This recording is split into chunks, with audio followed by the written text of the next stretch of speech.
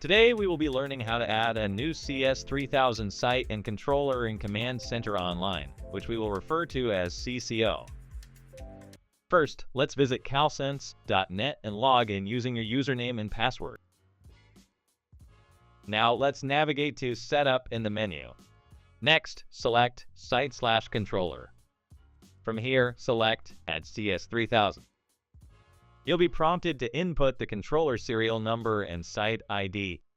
Once entered, select the Add Site button located on the bottom left side. After clicking the Add Site button, you'll be brought to the Site Settings page. Here, you can enter the following information. Input the site name.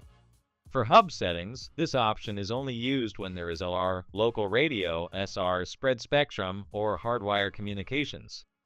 The source monitor option is used when the controller has the source monitor activation code. This will be covered in a separate training video. The sharing settings option will also be covered in a separate training video. Once you've filled in the necessary details, press the Save button. You'll now see the controller displayed in the Site/Controllers list.